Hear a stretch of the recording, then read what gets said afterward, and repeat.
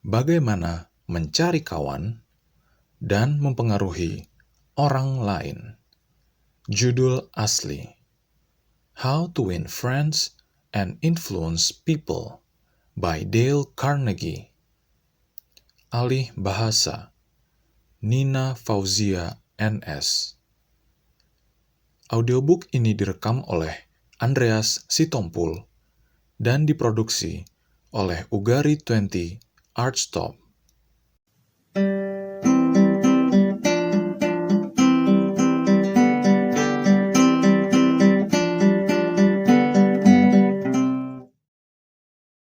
Bagian 2. 6 cara untuk membuat orang lain menyukai Anda.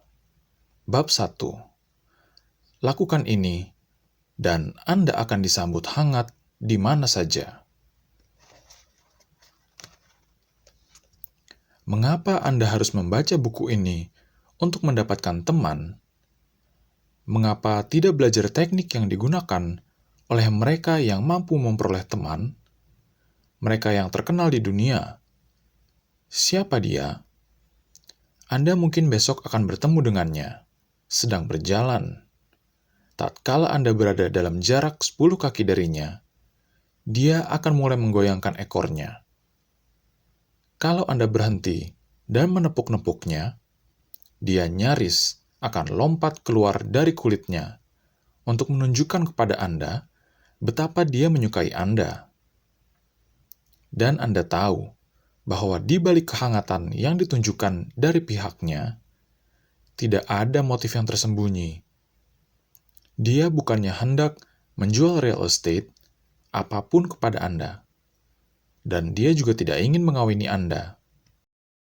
Pernahkah Anda berhenti dan berpikir bahwa seekor anjing adalah satu-satunya binatang yang tidak perlu bekerja untuk menghidupi dirinya?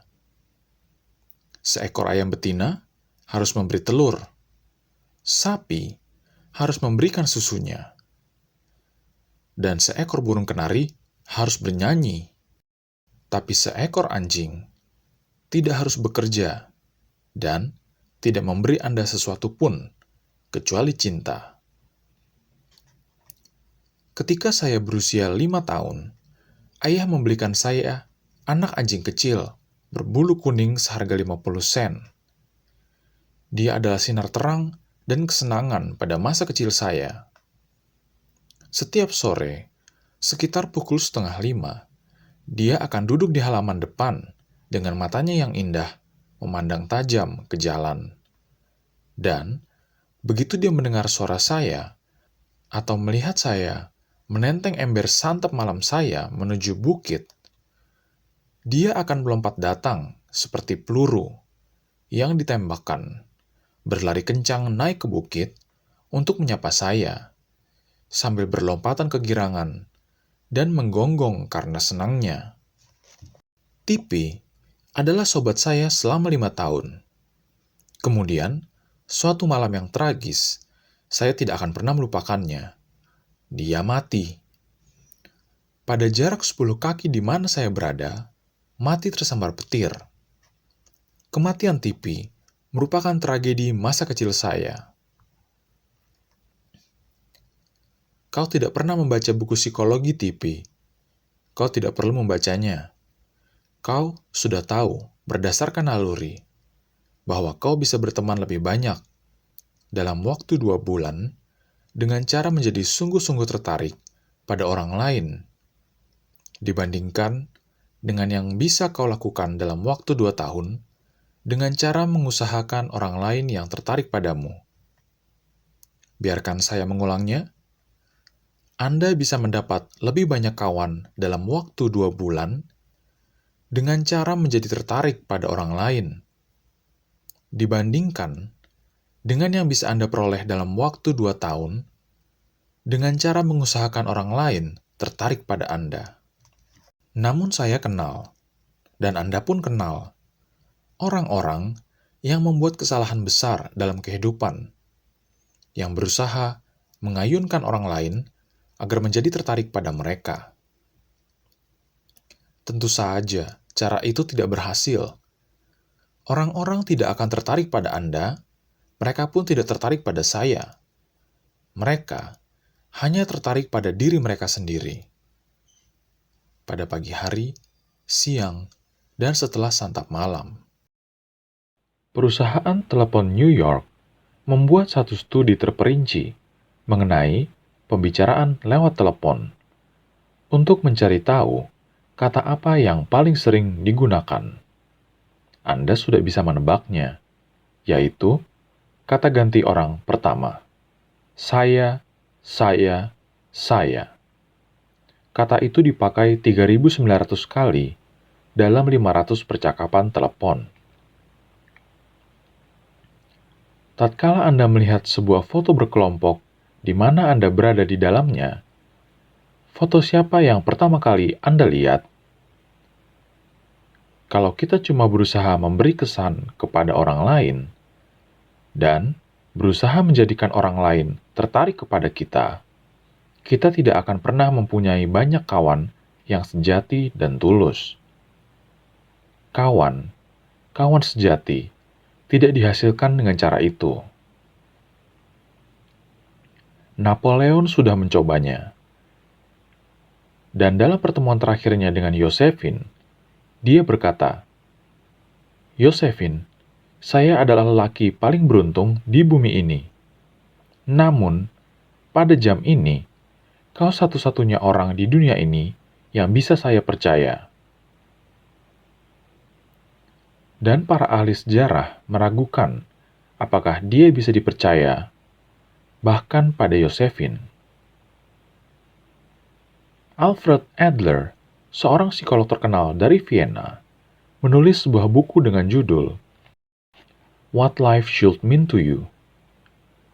Dalam buku itu, dia berkata, individu yang tidak tertarik kepada kawan-kawannya lah yang memiliki kesulitan terbesar dalam hidup dan memberikan luka terbesar kepada orang lain.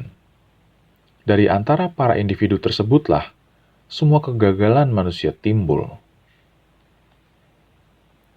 Anda mungkin sudah membaca banyak mengenai psikologi, tanpa menemukan satu pernyataan yang lebih penting untuk Anda dan saya. Pernyataan Adler begitu kaya makna, sehingga saya akan mengulangnya dengan dicetak miring. Individu yang tidak tertarik dengan kawan-kawannya lah yang mempunyai kesulitan terbesar dalam hidup dan memberikan luka terbesar bagi orang lain. Dari para individu semacam itulah semua kegagalan manusia timbul.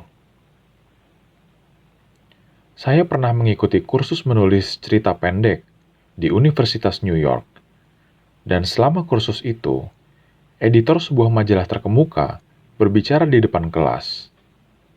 Dia sampaikan bahwa dia bisa mengambil yang manapun dari lusinan cerita yang terletak di mejanya setiap hari. Kemudian, setelah membaca beberapa paragraf, dia sudah bisa merasakan apakah si penulis menyukai orang-orang. Kalau si penulis tidak menyukai orang, ujarnya, orang tidak akan menyukai cerita-ceritanya. Editor kawakan ini berhenti 2 kali dalam pembicaraannya mengenai penulisan fiksi, dan dia minta maaf karena telah berkhotbah. Saya sampaikan pada Anda, katanya, hal-hal sama yang disampaikan pendeta Anda, tapi ingat, Anda harus menaruh minat pada orang lain kalau Anda ingin berhasil menjadi penulis. Kalau hal itu berlaku pada penulisan fiksi, Anda bisa juga yakin kalau itu juga berlaku dalam berurusan dengan orang secara berhadapan muka. Saya melewatkan suatu malam di kamar ganti Howard Thurston saat terakhir kali dia muncul di Broadway. Thurston dikenal sebagai ketua para ahli sulap. Selama 40 tahun, dia telah berkeliling di seluruh dunia, menciptakan ilusi-ilusi, menyihir para penonton, dan membuat orang tercengang. Lebih dari 60 juta orang telah membayar untuk menonton pertunjukannya, dan dia telah mengantungi keuntungan $2 juta. Saya tanyakan kepada Thurston tentang rahasia suksesnya. Pendidikan formalnya sudah pasti tidak ada hubungannya dengan ini, karena dia telah melarikan diri dari rumah ketika masih merupakan seorang anak lelaki kecil untuk menjadi gelandangan, naik gerbong barang, tidur di tumpukan jerami, mengemis makanan dari pintu ke pintu, dan belajar membaca dengan cara memandang keluar gerbong barang, memandangi tanda-tanda di sepanjang jalan. Apakah dia mempunyai pengetahuan luar biasa tentang sulap? Tidak. Dia ceritakan kepada saya bahwa ratusan buku sudah ditulis tentang permainan sulap, dan hampir semua orang sudah tahu apa yang dia kerjakan. Tapi, dia mempunyai dua hal yang orang lain tidak punya. Pertama, dia mempunyai kemampuan menampilkan kepribadiannya di depan lampu sorot. Dia adalah seorang penghibur ulung. Dia kenal akan sifat dasar manusia. Segala yang dilakukannya, setiap gerakan, setiap intonasi suaranya, setiap saat alisnya terangkat, telah dipraktekannya dengan saksama sebelumnya. Dan aksi panggungnya dihitung dalam pecahan detik. Tapi, sebagai tambahan dari kemampuan itu, banyak para tukang sulap akan melihat kepada penonton dan berkata kepada diri mereka sendiri, "Nah, ada sekelompok besar orang yang mudah ditipu di sana. Sekelompok orang dusun. Saya akan membodohi mereka." Tapi, metode Thurston sama sekali berbeda. Dia katakan kepada saya bahwa setiap kali dia naik panggung, dia berkata pada dirinya, "Saya sangat bersyukur karena orang-orang ini datang kepada saya. Merekalah yang memungkinkan saya mencari uang dengan cara yang sangat saya sukai. Saya akan memberi mereka pertunjukan terbaik yang mampu saya lakukan." Dia mengakui bahwa dia tidak pernah menginjakkan kaki di depan lampu sorot, tanpa lebih dahulu berkata kepada dirinya berulang-ulang, "Saya mencintai penonton saya. Saya mencintai penonton saya." Menggelikan. Tidak masuk akal. Anda berhak untuk berpikir apapun yang Anda sukai. Saya sekedar menyampaikannya kepada Anda tanpa komentar. Persis seperti resep yang digunakan salah satu tukang sulap yang paling terkenal sepanjang masa. George Dyke dari North Warren, Pennsylvania, dipaksa berhenti dari bisnis pompa bensinnya setelah 30 tahun di sana, ketika satu jalan raya baru hendak dibangun di lokasi pompanya. Tidak lama sebelum hari-hari pensiunnya mulai membuatnya bosan, maka dia mulai mengisi waktunya dengan mencoba bermain musik dan berbicara dengan banyak pemain biola yang berhasil. Dengan caranya yang rendah hati dan ramah, dia menjadi tertarik untuk mempelajari latar belakang dan minat-minat para musisi yang dijumpainya. Meskipun dia sendiri bukan pemain biola besar, dia mendapat banyak kawan dalam pengejaran ini. Dia menghadiri kompetisi-kompetisi, dan segera saja dia jadi dikenal di antara para penggemar musik country di bagian timur Amerika sebagai Paman George, sang pengerik biola dari County Kinzua. Bila kita mendengar Paman George, dia sudah berusia 72 tahun dan menikmati setiap menit kehidupannya. Dengan memiliki minat yang pasti terhadap orang lain, dia menciptakan kehidupan baru bagi dirinya sendiri. Pada saat hampir semua orang mengira bahwa tahun-tahun produktifnya sudah berlalu. Itu juga merupakan salah satu rahasia dari kepopuleran Theodore Roosevelt yang mengagumkan. Bahkan, para pembantunya mencintainya.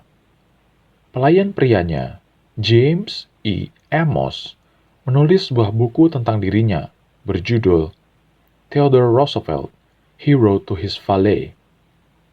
Dalam buku itu, Amos menceritakan insiden menarik ini. Istri saya suatu kali bertanya kepada presiden tentang Bob White, sejenis tanaman. Dia belum pernah melihatnya, dan presiden menjelaskan kepada istri saya dengan terperinci. Beberapa waktu kemudian, telepon di pondok kami berdering. Amos dan istrinya tinggal di pondok kecil di perumahan Roosevelt di Oyster Bay. Istri saya menjawab telepon, dan itu ternyata dari Tuan Roosevelt sendiri. Dia telah meneleponnya untuk menyampaikan kepadanya bahwa ada Bob White di luar jendela kamar istri saya, dan bahwa kalau istri saya mau melongok keluar, dia dapat melihatnya. Hal-hal kecil seperti itu sungguh merupakan sifat khas darinya. Tatkala dia melewati ke pondok kami, meskipun kami belum terlihat, kami akan mendengarnya memanggil, "Oh, oh, oh, Annie," atau "Oh, oh, oh, James." Itu hanya sapaan ramah saat dia lewat. Bagaimana bisa para pegawai tidak menyukai seorang lelaki seperti itu? Bagaimana setiap orang bisa tidak menyukainya? Roosevelt berkunjung ke Gedung Putih suatu hari tatkala Presiden dan Nyonya Taft sedang keluar. Rasa sukanya yang tulus terhadap orang-orang sederhana diperlihatkannya dengan fakta bahwa dia menyapa semua pembantu Gedung Putih dengan menyebut nama, bahkan para pembantu wanita. Tapi, tatkala dia melihat Alice, si pembantu dapur, tulis Archibald, dia tanyakan pada Alice, apakah masih membuat roti jagung? Alice mengatakan kepadanya bahwa dia kadang-kadang membuatnya untuk para pembantu, tapi tak seorang pun memakannya. Wah, mereka memperlihatkan selera buruk, Roosevelt membalas, dan saya akan sampaikan kepada Presiden begitu saya berjumpa dengannya. Alice membawa sepotong untuknya di piring, dan dia pergi ke kantor sambil memakannya saat dia berjalan dan menyapa para tukang kebun dan pesuruh ketika dia lewat. Dia menyapa setiap orang, persis seperti yang dilakukannya pada masa lalu.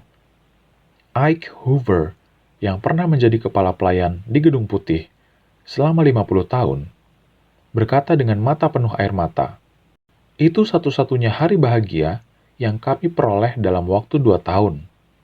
Dan tak seorang pun dari kami yang akan menularkannya dengan uang $100. Perhatian yang sama terhadap orang-orang yang tampaknya tidak penting membantu wiraniaga. Edward M. Sykes Jr. dari Chatham, New Jersey, menahan satu pelanggan. Beberapa tahun yang lalu, dia melaporkan, saya ditugaskan mencari pelanggan untuk Johnson & Johnson di area Massachusetts. Satu pelanggan adalah sebuah toko obat di Hingham. Setiap kali saya masuk ke dalam toko itu, saya selalu lebih dulu berbicara dengan pegawai soda dan pegawai penjualan selama beberapa menit, sebelum bicara dengan pemilik toko untuk memperoleh pesanannya. Suatu hari, saya pergi ke atas menuju pemilik toko itu, dan dia meminta saya agar pergi saja, karena dia tidak berminat membeli produk-produk Johnson & Johnson lagi.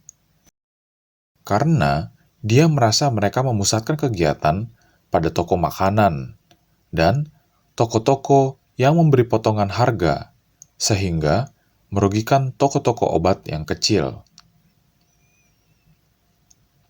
Saya pergi dengan kecewa dan cemas, dan mengendarai mobil berkeliling kota selama beberapa jam. Akhirnya, saya putuskan untuk kembali dan berusaha, setidaknya menjelaskan posisi kami kepada pemilik toko itu. Tatkala saya kembali, saya berjalan masuk. Seperti biasanya, mengucapkan halo kepada pegawai soda dan pegawai penjualan. Begitu saya berjalan ke atas kepada si pemilik, dia tersenyum kepada saya dan menyambut saya kembali dengan hangat. Kemudian, dia memberi saya pesanan 2 kali lipat dari biasanya. Saya memandangnya dengan tercengang dan bertanya kepadanya apa yang sudah terjadi. Karena kunjungan saya hanya baru berselang beberapa jam sebelumnya. Dia menunjuk kepada seorang pemuda di bagian soda dan berkata bahwa setelah saya pergi, pemuda itu telah datang dan berkata bahwa saya adalah satu dari sedikit para penjual yang mampir ke toko itu, yang peduli untuk menyapanya dan menyapa yang lainnya di toko. Dia katakan kepada pemilik itu bahwa apabila ada penjual yang berhak dalam bisnisnya, itu adalah saya. Pemilik itu setuju dan tetap menjadi pelanggan setia. Saya tidak pernah lupa bahwa minat yang tulus pada orang lain adalah kualitas paling penting untuk dimiliki oleh seorang penjual, untuk siapapun, untuk masalah itu. Saya sudah menemukan dari pengalaman pribadi bahwa seseorang bisa memenangkan perhatian, waktu, dan kerjasama, bahkan dari orang-orang yang paling sukar, dengan cara sungguh-sungguh berminat pada diri mereka. Biarkan saya menjelaskannya. Bertahun-tahun yang lalu, saya mengadakan sebuah kursus mengenai penulisan fiksi di Institut Seni dan Pengetahuan Brooklyn. Dan kami ingin para penulis yang sangat sibuk dan terkenal itu, seperti Kathleen Norris, Fanny Hurst, Ida Tarbell, Albert Payson Terhune, dan Rupert Hughes, datang ke Brooklyn dan memberi kami manfaat dari pengalaman-pengalaman mereka. Maka, kami menulis kepada mereka, menyebutkan bahwa kami mengagumi hasil karya mereka, dan sangat berminat untuk memperoleh nasihat mereka dan belajar rahasia-rahasia sukses mereka. Masing-masing surat ini ditandatangani oleh sekitar 150 murid. Kami katakan bahwa kami tahu bahwa para penulis itu sangat sibuk, terlalu sibuk untuk menyiapkan ceramah. Maka, kami melampirkan satu daftar pertanyaan untuk mereka jawab mengenai diri mereka sendiri dan metode-metode kerja mereka. Ternyata mereka menyukai itu. Siapa yang tidak menyukainya? Maka, mereka meninggalkan rumah mereka dan berangkat ke Brooklyn untuk memberi kami bantuan. Dengan menggunakan metode yang sama, saya memujuk Leslie M. Shaw, Menteri Keuangan dalam Kabinet Theodore Roosevelt, George W. Wickersham, Jaksa Agung dalam Kabinet Taft, William Jennings Bryan, Franklin D. Roosevelt, dan masih banyak tokoh terkenal lainnya untuk datang berbicara dengan murid-murid saya yang sedang mengikuti kursus untuk subjek berbicara di depan publik. Apakah kita pekerja pabrik, pegawai kantor, atau bahkan seorang raja di tahtanya, semua senang sekali bila orang mengagumi kita. Ambil contoh, Kaisar Jerman, misalnya. Pada akhir Perang Dunia Pertama, dia mungkin lelaki yang paling dikutuk di bumi. Bahkan, bangsanya sendiri berpaling melawannya tatkala dia melarikan diri ke Holland untuk menyelamatkan lehernya. Rasa benci terhadap dirinya sangat besar, sehingga jutaan orang akan dengan senang hati merobek-robeknya atau membakarnya di atas tumpukan kayu. Di tengah-tengah rasa amarah seperti dalam rimba ini, seorang anak kecil menulis kepada kaisar sepucuk surat sederhana dan tulus yang menyatakan kebaikan hati dan kekaguman. Anak kecil ini mengatakan bahwa dia tidak peduli apa pikiran mereka yang lain. Dia akan selalu mencintai Wilhelm sebagai kaisarnya. Sang kaisar sangat tersentuh oleh surat ini dan mengundang anak kecil itu untuk datang menengoknya. Anak itu datang bersama ibunya, dan sang kaisar kemudian menikahi ibunya. Anak kecil itu tidak perlu membaca buku tentang bagaimana mendapat teman dan mempengaruhi orang lain. Dia tahu secara naluriah. Kalau kita ingin berkawan, biarkan diri kita melakukan sesuatu untuk orang lain. Hal-hal yang memerlukan waktu, energi, rasa tidak mementingkan diri, dan pemikiran. Tatkala Duke of Windsor saat itu adalah Pangeran Wales, dia dijadwalkan untuk mengadakan perjalanan ke Amerika Selatan. Dan sebelum dia memulai tur itu, dia menghabiskan waktu berbulan-bulan belajar bahasa Spanyol, sehingga dia bisa berbicara di depan umum dalam bahasa negara itu. Dan Amerika Selatan mencintainya karena ini.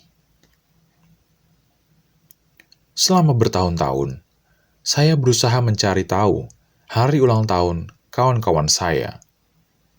Bagaimana? Meskipun saya tidak punya bakat sedikit pun dalam bidang astrologi, saya mulai dengan meminta pihak yang lain, apakah dia percaya bahwa tanggal lahir seseorang ada hubungannya dengan karakter dan disposisi. Saya kemudian menyarankan padanya untuk menyampaikan kepada saya bulan dan tanggal lahirnya.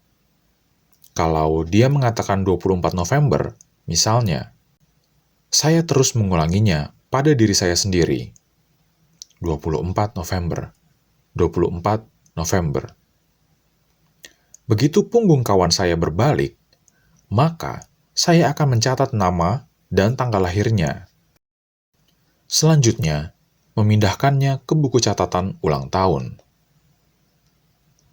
Pada awal setiap tahun, saya memindahkan tanggal-tanggal ulang tahun ini ke kalender meja saya, sehingga otomatis saya akan memperhatikannya.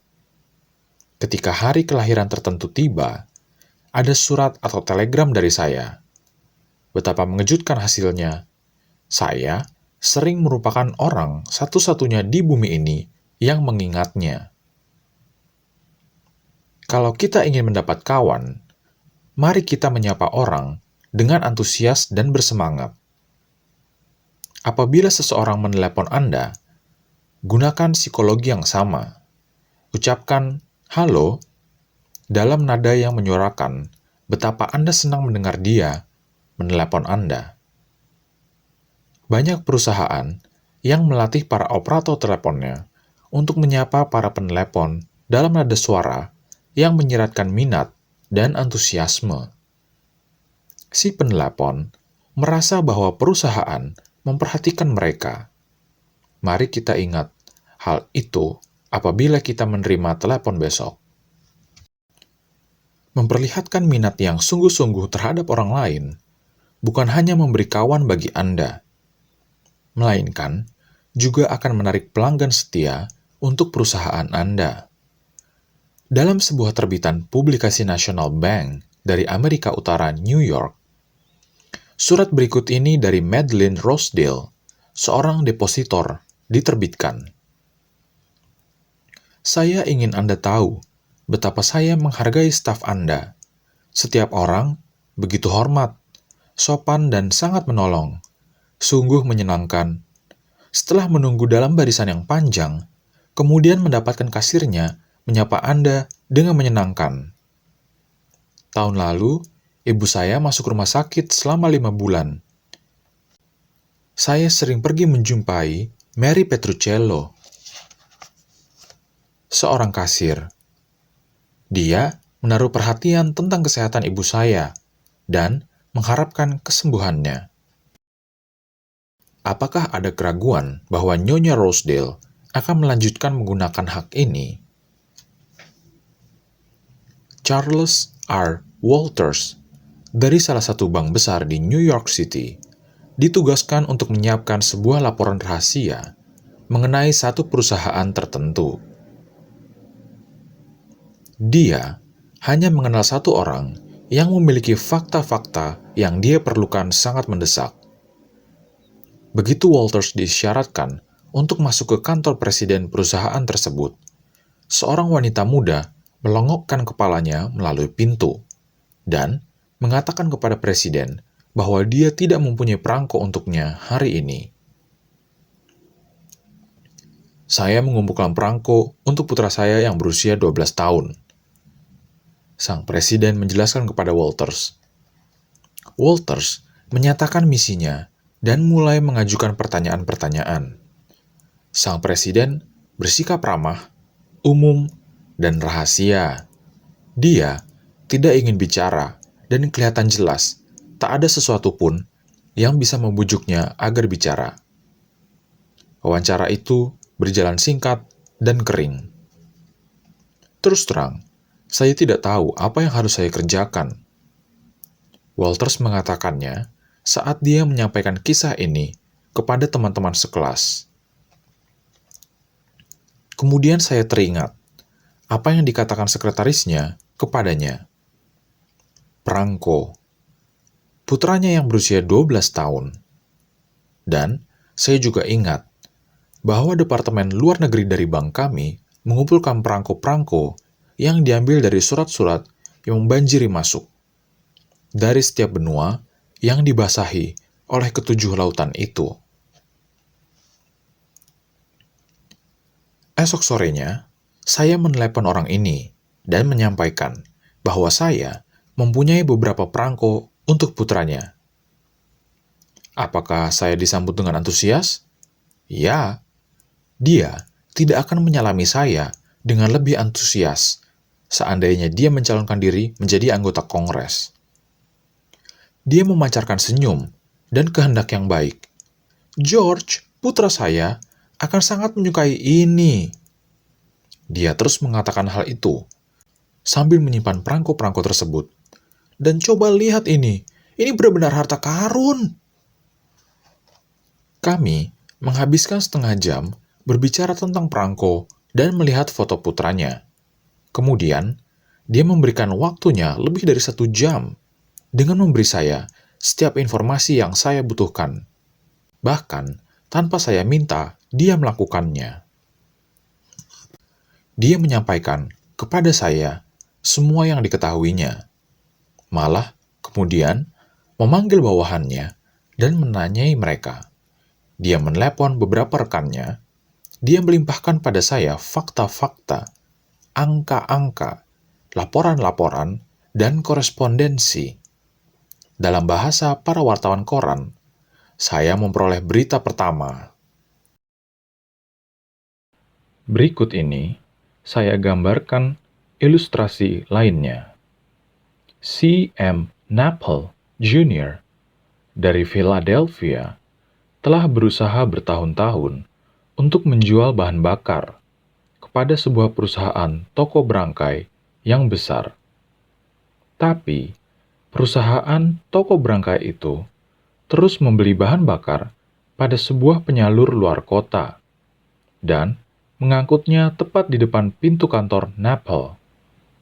Suatu malam, Napel berbicara di depan kelas kursus kami, menumpahkan semua sumpah serapahnya terhadap toko-toko berangkai, mencap mereka sebagai kutuk bagi negara. Dan tetap saja, dia ingin tahu mengapa dia tidak bisa menjual kepada mereka. Saya menyarankan kepadanya agar menggunakan taktik yang berbeda. Untuk mempersingkatnya, inilah yang terjadi. Terjadi perdebatan di antara para anggota kursus mengenai apakah penyebaran toko berangkai membawa manfaat atau kerugian pada negara. Napel mengikuti apa yang saya sarankan.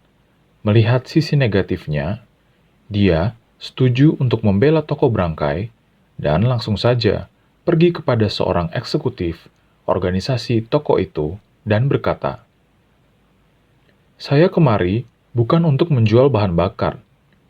Saya datang untuk meminta Anda membantu saya." Dia kemudian menceritakan tentang debatnya dan berkata, "Saya datang pada Anda untuk minta bantuan karena saya tidak bisa memikirkan cara lain yang lebih mampu memberi saya fakta yang saya inginkan. Saya sangat ingin memenangkan debat ini, dan saya akan sangat menghargai bantuan apapun yang bisa Anda berikan." Berikut ini adalah kisah lanjutannya, dengan kata-kata Napel sendiri. "Saya sudah minta waktu lelaki ini persis 1 menit.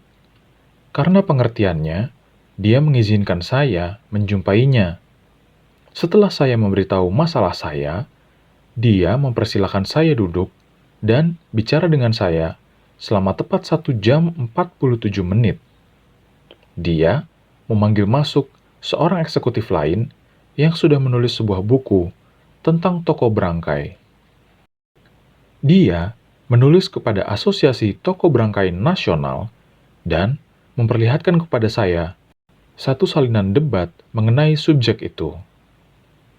Dia merasa bahwa toko Brangkai menyumbangkan pelayanan yang sesungguhnya kepada manusia. Dia bangga akan apa yang dikerjakannya untuk ratusan komunitas. Matanya bersinar saat dia berbicara. Dan saya harus mengakui bahwa dia telah membuka mata saya untuk hal-hal yang saya bahkan tidak pernah memimpikannya. Dia telah mengubah seluruh sikap mental saya.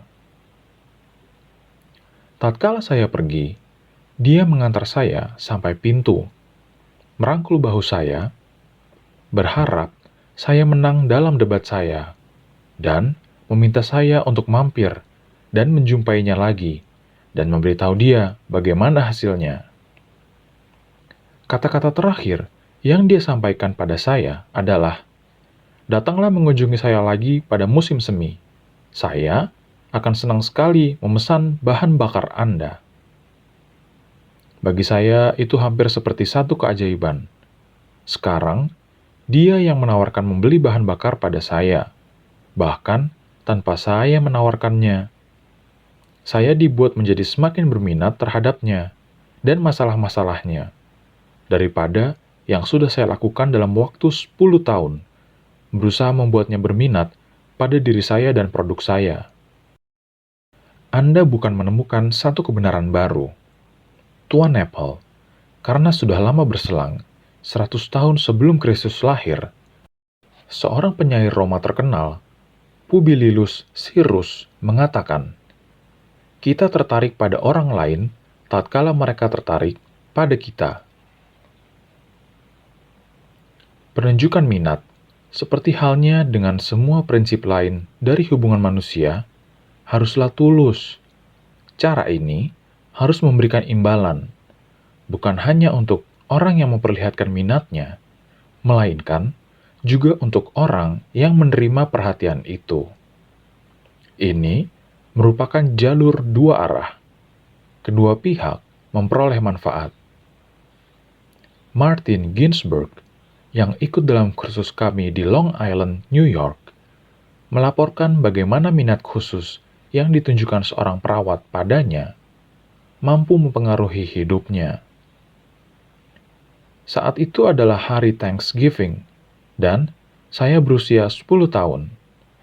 Saya berada dalam satu bangsal rumah sakit kota, dan dijadwalkan untuk menjalani operasi tulang besar esok harinya. Saya tahu, saya hanya bisa mengharapkan berbulan-bulan dalam kurungan. Masa pemulihan kesehatan dan rasa sakit. Ayah saya sudah meninggal. Ibu dan saya tinggal berdua saja di apartemen kecil, dan kami hidup dari tunjangan sosial. Ibu tidak bisa mengunjungi saya hari itu. Hari-hari berlalu, saya menjadi panik karena perasaan kesepian, putus asa, dan takut. Saya tahu ibu berada di rumah seorang diri dan mencemaskan diri saya. Tidak mempunyai siapapun bersamanya, tak ada seorang pun yang akan menemaninya makan, dan bahkan tidak mempunyai cukup uang untuk mampu menyiapkan santap malam untuk hari Thanksgiving. Air mata bercucuran di pipi saya, dan saya memendamkan kepala di bantal dan menutupi wajah saya. Saya menangis dengan perlahan, tapi begitu memilukan, begitu menyakitkan, sehingga tubuh saya gemetar kesakitan. Seorang perawat muda mendengar rintihan saya.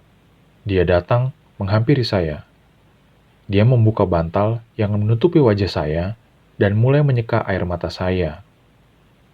Perawat itu menceritakan pada saya betapa kesepiannya dia, harus bekerja hari itu dan tidak bisa berada bersama keluarganya. Dia meminta saya, apakah mau makan malam bersamanya? Dia membawa masuk 2 baki makanan, kalkun panggang yang sudah diiris, kentang, saus cranberry, dan es krim sebagai penutup. Dia berbicara pada saya dan berusaha menenangkan rasa takut saya. Meskipun dalam jadwalnya, dia sudah selesai tugas pada pukul 16.00, dia tetap tinggal bersama saya sampai jam 23.00. Dia bermain dengan saya, mengobrol dengan saya, dan tetap bersama saya sampai saya akhirnya jatuh tertidur. Banyak hari Thanksgiving yang datang, yang banyak hari yang pergi, sejak usia saya yang 10 itu. Namun, tak satu pun pernah lewat tanpa saya mengingat Thanksgiving khusus yang satu itu. Bersama perasaan saya yang frustasi, takut, kesepian, dan kehangatan dan kelembutan dari orang asing yang membuatnya sungguh bernilai. Kalau Anda ingin orang lain menyukai Anda, kalau Anda ingin mengembangkan persahabatan sejati, kalau Anda ingin menolong orang lain sekaligus menolong diri Anda sendiri, simpan prinsip ini dalam pikiran Anda. Prinsip 1. Bersungguh-sungguhlah menaruh minat pada orang lain.